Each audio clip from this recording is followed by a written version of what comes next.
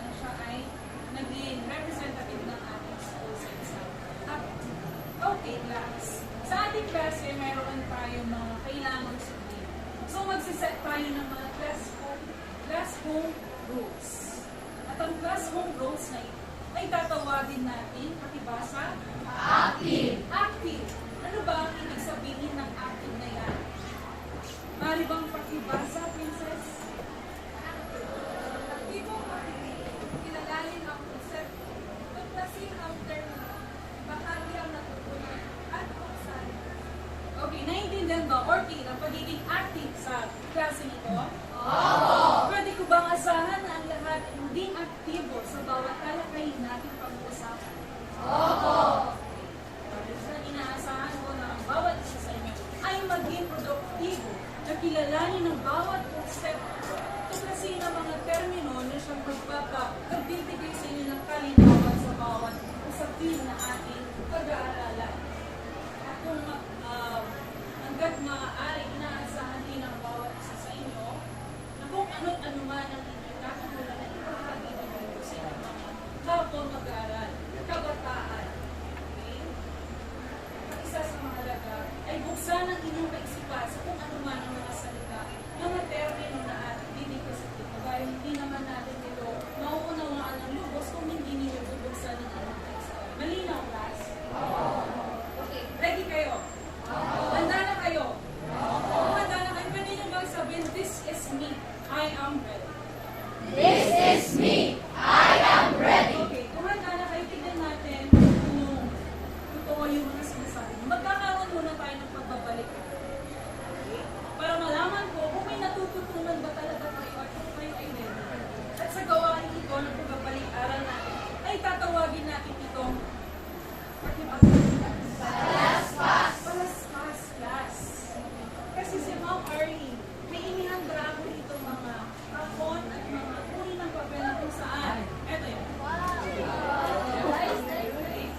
Lahat kayo, posible na lahat kayo ay mahawakan ang mga kahong ito sa puntong may musikang barinig. Ibabasa niyo ito sa inyong kapatid. Naintindihan? At kung sino man ang huling taong makahawak ng kahon na ito,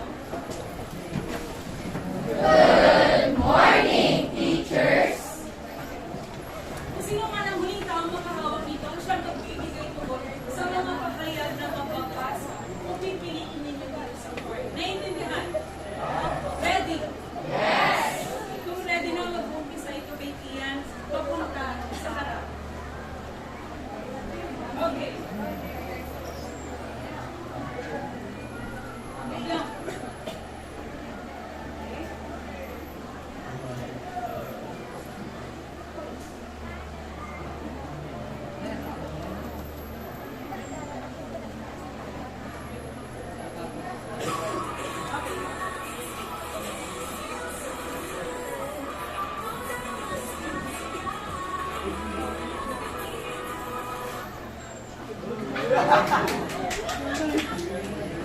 So, MJ, tayo si MJ.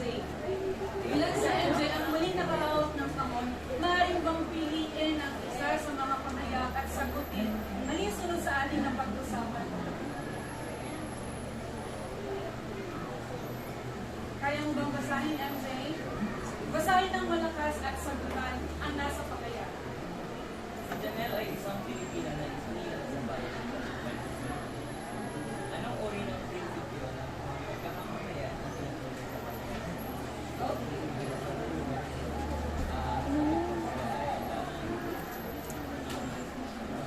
Okay, basahin natin yung tanong.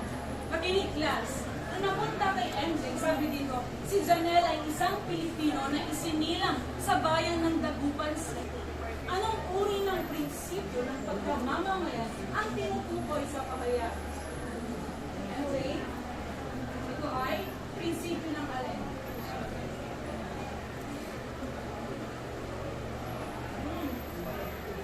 Well, a friend, si MJ. Sino gusto mong tawagin, MJ?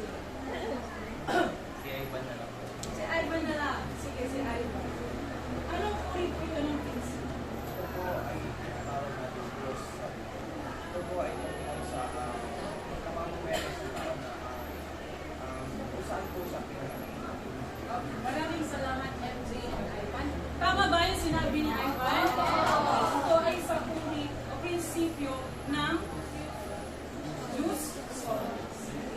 Next one. Kasa.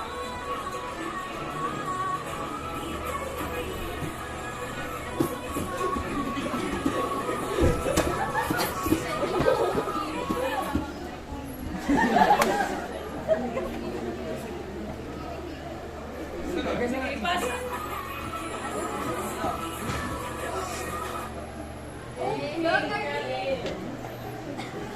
Karil, pili ka dito ng isang bakayan.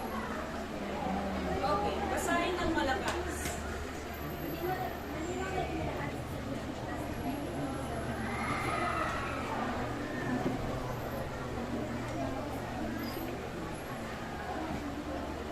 Artikulo 4 ba? Yun. Maraming salamat. And for the last one.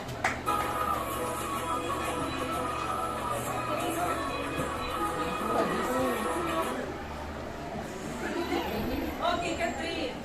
Pili ka ng isa.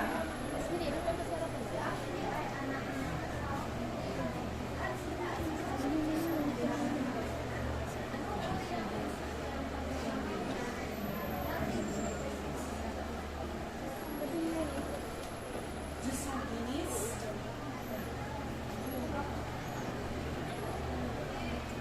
Sabi dito, si Ashley ay anak ng mag-asawang Pilipino at sila ay sa kasalukuyan nakatira sa Pangasinan. Ano yung basihan? Bakit siya Diyos San Inis? Okay, very good. Ito ay sa patayan ng pagkamaman. Very good. Then, or at ilan lamang ang mga yan sa mga termino na kailangan yung alalahanin patungkol sa konsepto ng tinatawag natin legal na pananaw ng pagkamaman. May katanungan ba? Malinaw? Opo. So ngayon naman,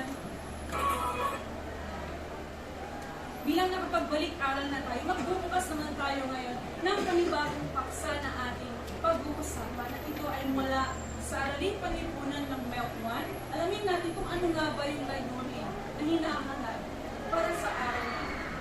Maaari mo bang basahin? Iris?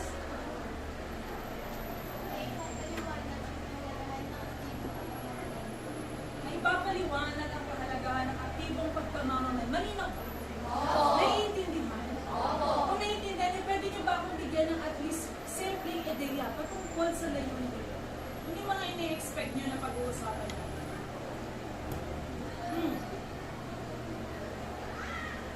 Queen. Sabi palagay ko sa layunin ko ay mapapalapit natin ang mga pintuin ng mga dapat gawin ng Okay, maraming salamat.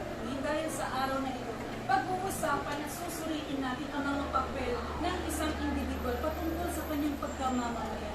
Kung paano nga ba siya ay makapagbibigay tulong sa ikakaunlad ng kanyang bansa. Naunawaan? Pero bago ang lahat, kung mas lubos ninyong maunawaan kung ano ang ating pag-uusapan, muli-muli meron tayong gagawin. Okay? Diba? At ito ay tatawagin natin pakipasa class. Bakit kayo may koryo? Mabuti at mabuti. Familiar ba? Okay, dahil sa mabuti at mabuti na yan, meron tayong gagawin sa loob lamang ng 3 minuto. At kayo ay kailangan, magkakaroon kayo ng 3 pinatawan na siyang inaasahang may sa katuparan ang kailangan nila. Ang gawain ito ay makikita natin ang kanilang pagiging mabuti at mabuti. Naunawaan? Justin, can you give me a number from 1 to 10? 9. 1, 2, 3, 4, 5, 6, 7, 8, 9. Enzo, can you give me sino sa iyong palagay ang pinakamabuti 10 or 9? Ayan. Sino? Ayan. Alexa. Sino pa?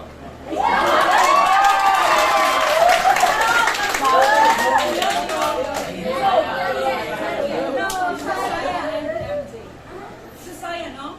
Si Josiah, pwede mo bang ibigay sa akin ang pangalan ng pinakamag-beauty?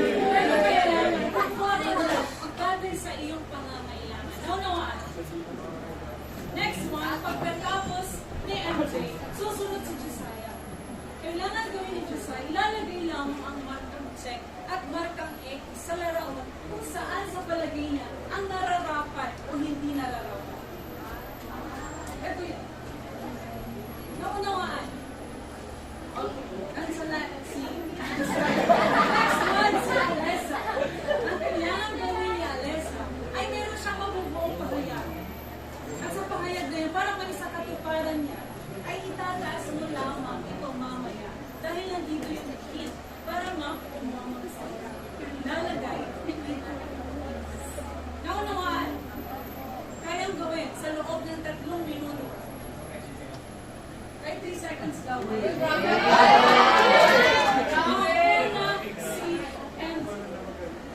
Your 3 minutes starts.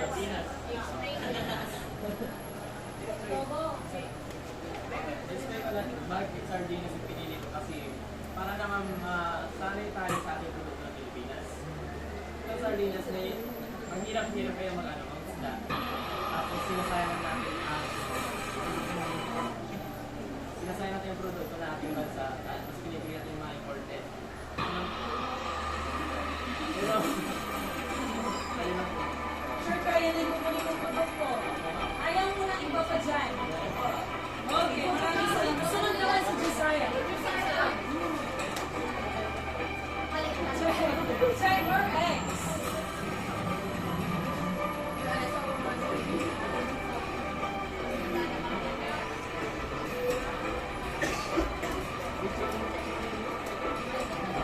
Okay, maraming salamat Josiah. Next, si Alessa.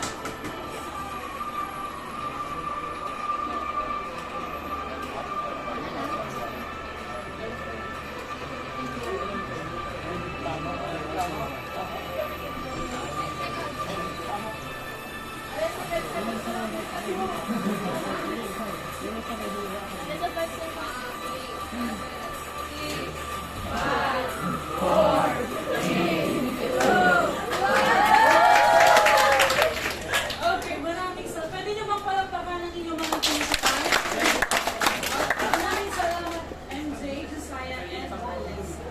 So, ang pinili lang talaga ni MJ ay sardinas. Contento lang siya sa sardinas. At ito yung mga pinili na nararapat o hindi nararapat ni Josiah. At sa pahayag na nabuo ni Alessa pati ba sa class? One for all for one. Naunawaan? Ngayon kung naunawaan, ano ang realisasyon o kaisipan na nabo matapos nagawa? Habang ginagawa nila yun, ano yung naisip?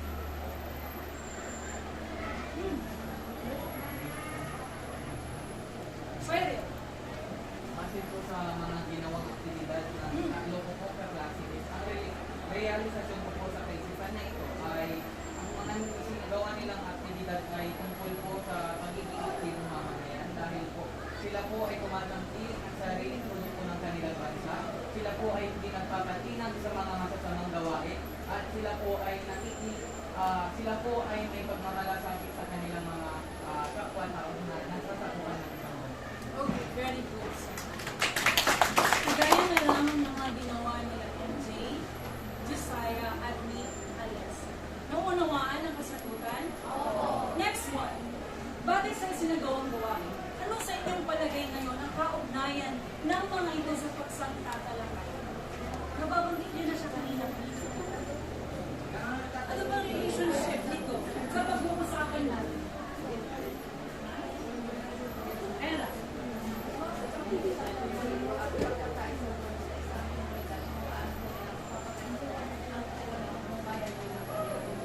Okay, very good.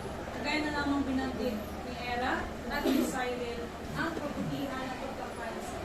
Dahil sa araw na ito, bubuksan natin ang panibagong paksa na ating pag-uusapan at ito ay patungkol sa aktibong pagkamamamayang class. Ang kahulugan, batayan, at ang pagbibigay kahalaga natin sa kung paano kayo, tulad ko, maging aktibong bata. Class, naaalala niyo ba? Noong nakaraang linggo, nagkaroon kayo ng performance class. Dahil ngayon, gusto kong balikan natin. Sa talakay ito, babalikan natin ang ilan sa inyong mga ginawa video, yung mga vlogs ninyo.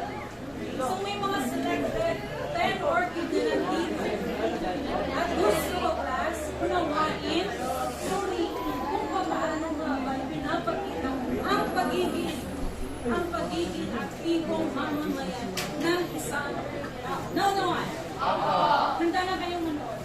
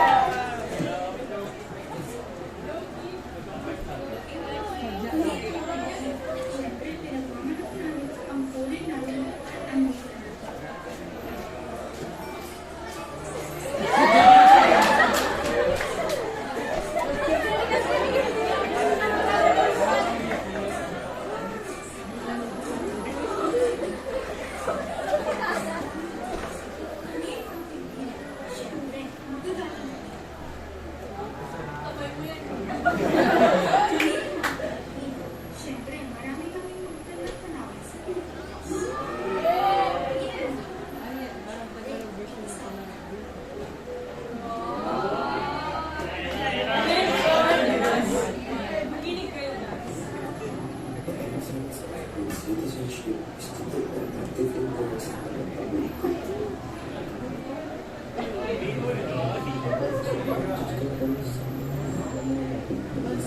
Isa sa mga kabataan at pagkakasal ng mga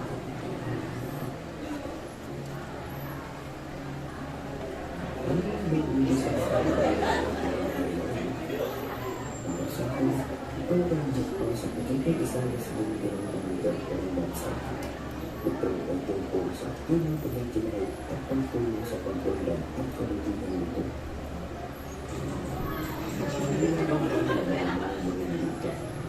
Tayo ay nakakapagtangong kultura, kalikasan at kapakanan ng bawat isa. Sa bawat tulong at pagkikisa, ang ipakita natin ang pagmamahal sa atin at pangalaman sa ating komunidad. Sa bawat aksyon, ang tulong ng ating boses at pagkikisa sila ang ating pagkakaroon.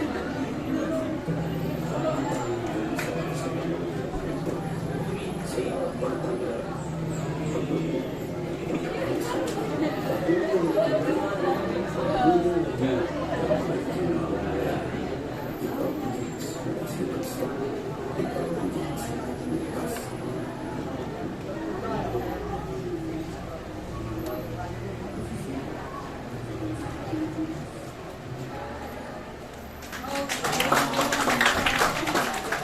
Bagong lahat, nais kong pasalamatan ang tatlong nabigay sa akin ng permiso para dito.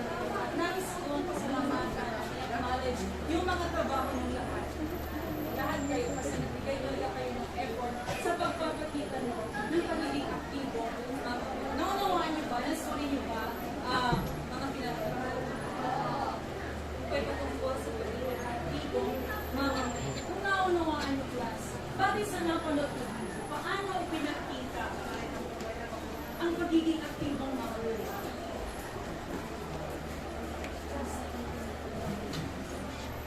Base po sa aking napanood, ma'am, nakita ko doon na ang mga gawain na dapat gawin ng isang mamayang Pilipino, tulad na lamang po ng pagtangkilik sa sarili atin po sa mga produkto na pinoproduce po ng Pilipinas at sa bayan nyo. Pangalawa po ay ang pagsunod sa mga batas trapiko, pagtawid po sa tamang tawiran, pagsakay po sa tamang sakayan po.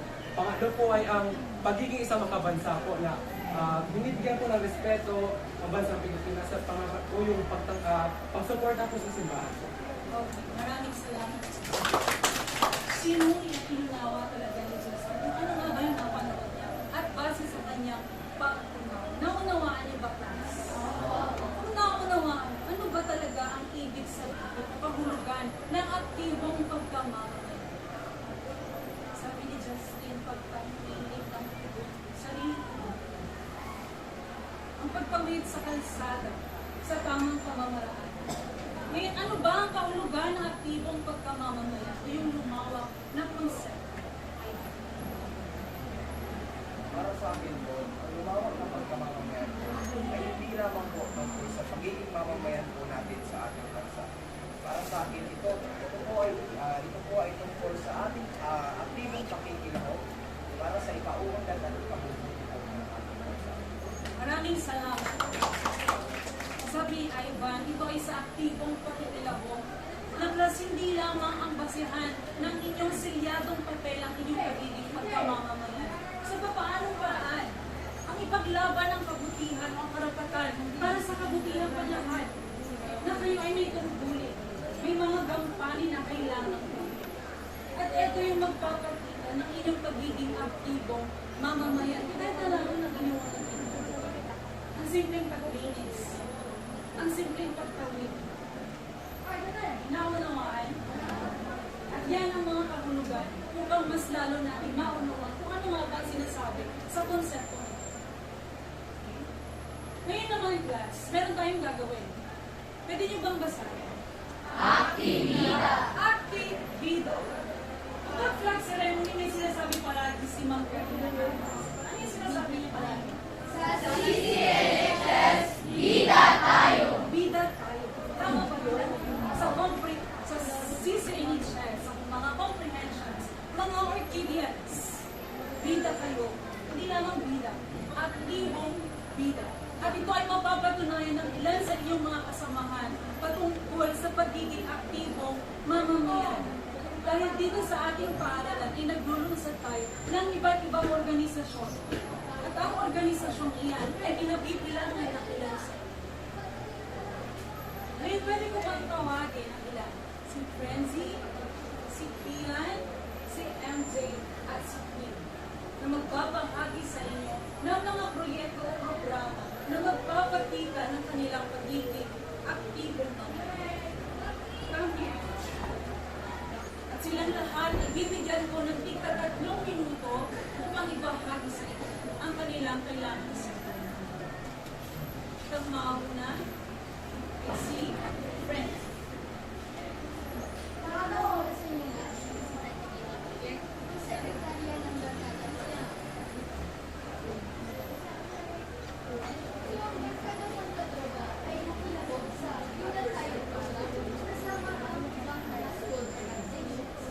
Kami ay nalilinis specifically sa grade 8 lahat of the day. At magkaroon ako ng pagkakataon na ibahagi sa aking mga kapitbahay ang patungkol sa pagiging katao at binahagi ko ang mga makatao core values. Ngayon ay ang no smoking or vaping sightings. Pinusin namin ito sa mga CR dahil di doon madalas nahuhuli ang mga naninigarilyo na estudyante. Sunod ay ang fact check. So, alam naman natin lahat na aktibo tayo sa mga social media. At sa simply pag-post ng mga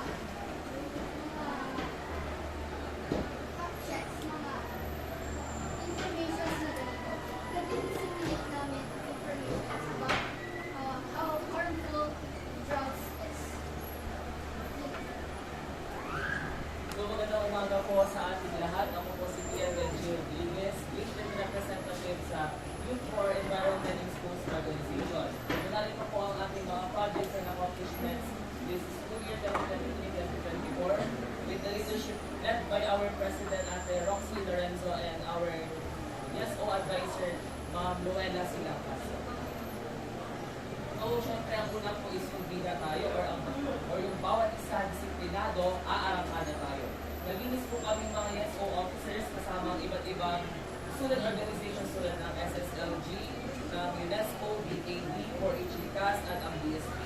Sinamahan din po kami ng mga homeroom officers from different grade levels and from different grade levels and sections. Ang layunin po ng proyektong ito ay ma-inspire at ma-motivate ang mga estudyante na maging disciplined and accountable na mamamayan na may pag-aalaga at pag-aaruga sa ating paaralan at sa ating kalikasan.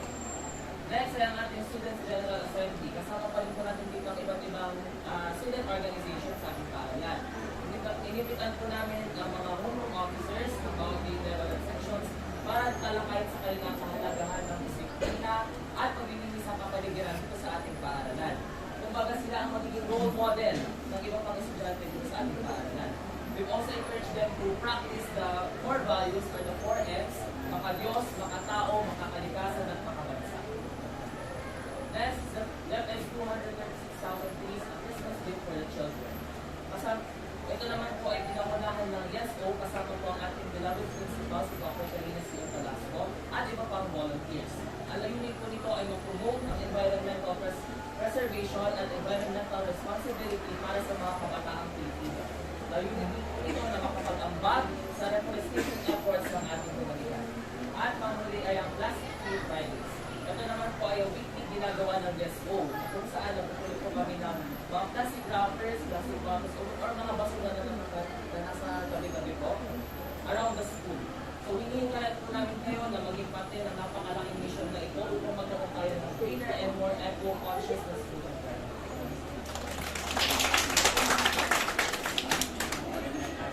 Ako po si LG isang biyang po sa PNP. Ito po ang aking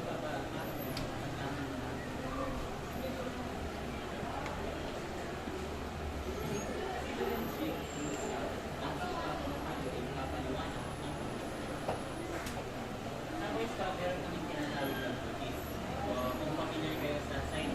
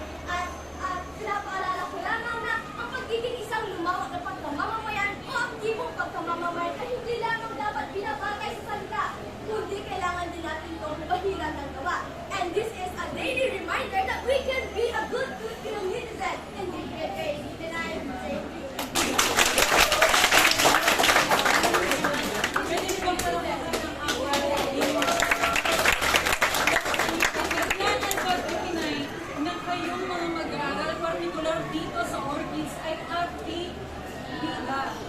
Naunawaan at yun ang mga halimbawa at patunay na kanilang isinagawa. Ngayon class, ano-ano ang mga isinagawang proyekto na magpapakita ng konsepto ng pagiging aktibong mamamayan? Ano yung mga proyekto na inilatag nila? Yung mga programa na isinagawa? Yes. Katulad po sa natutunan ng at kung organisasyon, talagang pinopos po nila ang pamilya sa ating bahay. Nakikita naman po natin na kahit sa Sabado po, kahit sa wala pong pasok, makikita po natin na ating paaralan ay marumi. Kaya nga po, ang daily reminder po sa atin ng ating principal tuwing Lunes ay ang pagtatapon po ng basura sa mga pagkakalaan at ang pamilya sa araw-araw sa ating paaralan at sa ating sarili. At hindi lang po sa labas, kundi rin po sa Yes. Sa mga maliliit na bagay, malaki at malaki ang maibibigay nito upang makatulong sa ating kapaligiran. Kagaya na naman ang sinasabi lagi sa atin ng ating principal. Kunatin mo yan.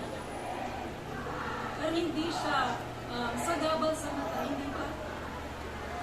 At sa pamamagitan ng mga ganitong maliliit na practices natin, may malaki itong maiaambag. At ito'y pagpapakita ng inyong pagiging aktibong mamamayan. Naunawaan. Ngayon naman, narito ang susunod na katanungan. Bilang mga mag-aaral, bakit kailangan niyong makilahok tulad na lamang ng ginawa ng mga kasama? Na makapagpataguyod para sa kabutihang panlahat. Bakit kailangan sumama sa mga organizations katulad nito? Ano ba ang may tutulong niya sa inyo at sa inyong mga kapatid? Ini-add yung hand. Eloisa. May gusto sabihin sa Eloisa. Upang may mas marami ko pong mahikayat ang mga makakatulong po sa akin. Tama ba yung sinabi ni Eloisa? A good influence. Na mas nakakapagbigay kayo ng magandang influensya sa inyong mga kasama. Pero sa pag-i-influensya niya, may kaakibat yan na responsibilidad sa private. May mga kailangan kayong gampanan. And for sure, sa mga gampanin tungkol na yan, napapagod kayo, hindi ba? Pagod na ba kayo? Pagod na kayo? Mag-officer ng fourth quarter? Kung kayo mapagod, nakita ko doon sa post nyo, class, anos ka ba? Walang sense. Lagi niyong tatandaan yan. Sabi dyan ng Orchids, one step closer, Orchids, shoot for the stars. Okay? Sa mga gampanin, responsibilidad, ano man, gaano man ito kakira, magbubunga ito ng maganda. Hindi ba? Parang sa grades nyo na 95 to 99 to 100, hindi nyo naman makakamit yan. Kung hindi kayo nag-aral mabuti, kung hindi kayo matutulog sa alas 2 ng madaling araw, hindi ba? Diba? Naunawaan. At eto ang mga halimbawa, kahulugan at kahalagahan ng pagiging aktibong mamamayan. Naunawaan. May katanungan. Sigurado kayo. Dahil ako magtatanong. May papabasa akong pahayag.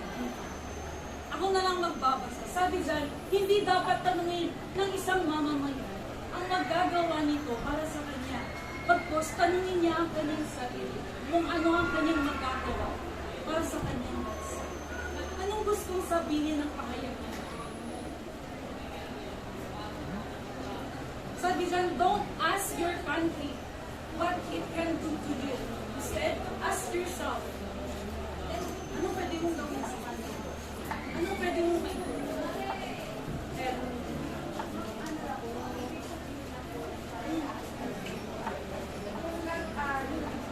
ang ating gagawin po para sa others ay sa ating din po kami. Para po hindi po, gagawin po natin ito para sa isang ating bansa, hindi lang po para sa ating para din po sa ating, sa mga tao po kami. Tulad nga po na sinasabi nila, hindi dapat po natin pinaasa ang ating gobyerno. Dahil tayo po mismo ang magtatagal po sa sarili natin. At hindi po tayo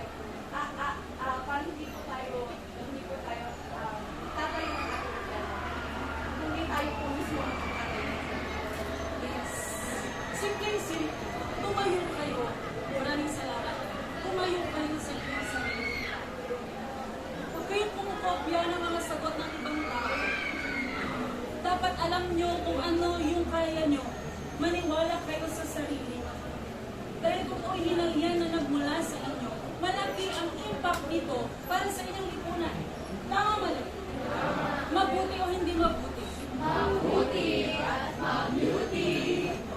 Okay, for the next one, gusto ko mag-share kayo. Share mo lang. Sabi dito, bilang mga mag-aaral, ano ang personal na karanasan ninyo na nagpapayabong sa inyong magandang katangian o pagpapahalaga na maaaring ipagmalaki upang maging inspirasyon sa ibang tao? Sa inyong personal na karanasan. Sa tingin niyo nakaka-inspire siya sa ibang tao.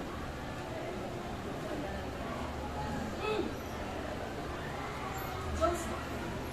Ang yung parang nakagawin ako na po na pagkatapos ng at next ko yung po-share sa inyo yung parang about po sa aking pag-aaral. Saan parang nagiging proud po ako pag nakaka-honors yung tayo.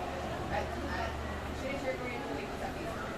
Kung saan parang marirealize na yung ibang tao na kailangan din sila mag-aaral ng pag-aaral.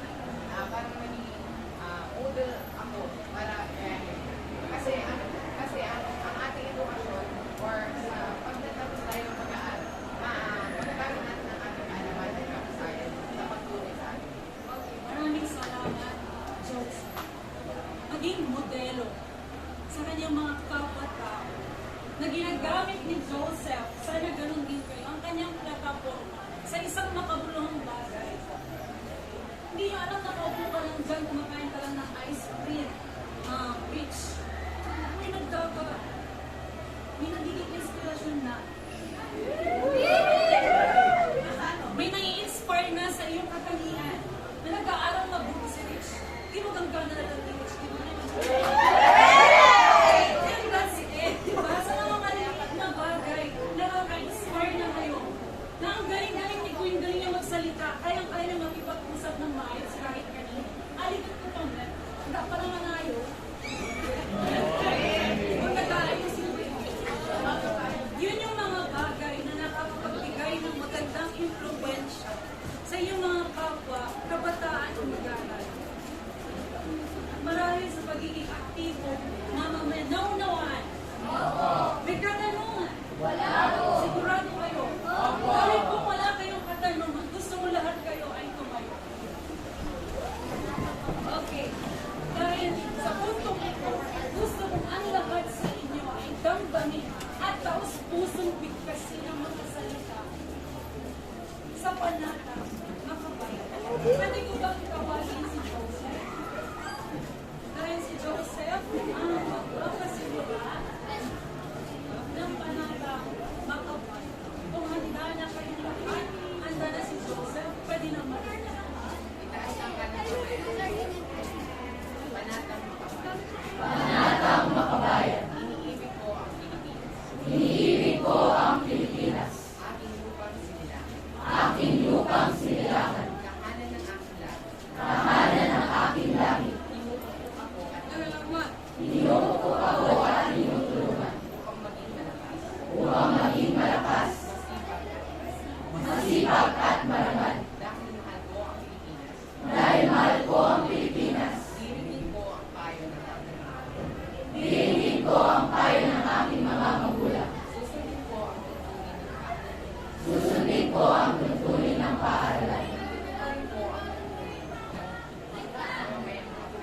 Tutuparin ko ang Tutuparin ko ang tungkulin ng mga mamamayang makabayan. Naglilingkod. Nag-aaral at nagdarasal. Nag-aaral at nagdarasal. Ng buong katapatan. Iaalay ko ang aking Iaalay ko ang aking buhay. pangarap. Pangarap.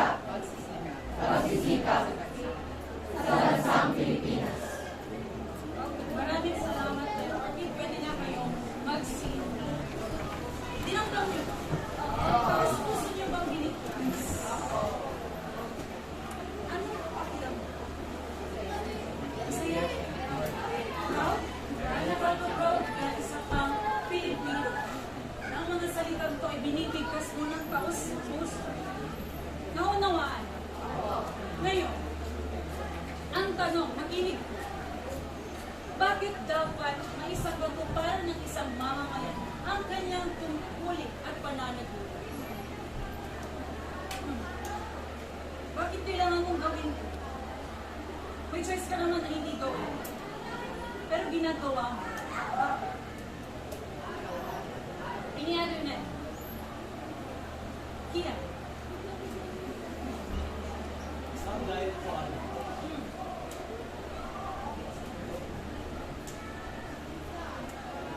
Kailangan ko po gawin yung level of pero para nabulan sa inyo. Kailangan ko na Diba? Yun ang sinasabi natin. Na hindi lang natatago sa isang silyadong papel ang iyong pagkamamamayan. Meron ka ding mga tungkulin na kailangan gampanan.